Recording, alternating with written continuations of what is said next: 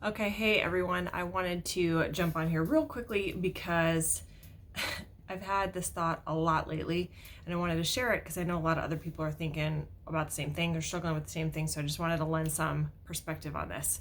So I want to talk about expectations versus reality.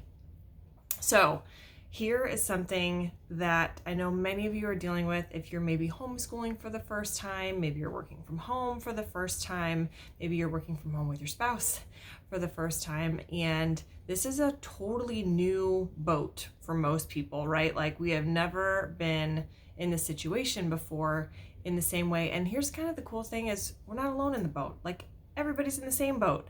So we're all dealing with change in some form or another.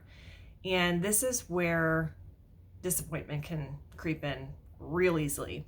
So I wanted to give you kind of a visual that will help you minimize, if not eliminate, disappointment that you might be dealing with every single day. So look at it this way.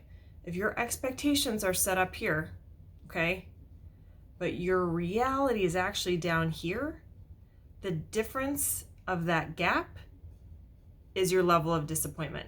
So for instance, if you expect to be this super well organized, super crafty, super on point homeschooling teacher, yet you're not actually a teacher, you don't actually have the equipment and supplies, this is the first time you're doing this, right? First set is expectations, second set is reality. There's a pretty big difference between there.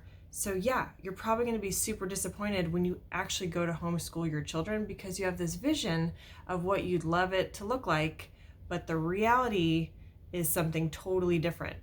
So when we can get better about defining our reality first, like, okay, what am I actually dealing with? What do I have at my disposal as far as tools go or resources, things like that? Then I can set my expectations because it's always good to have goals. It's always good to have that vision.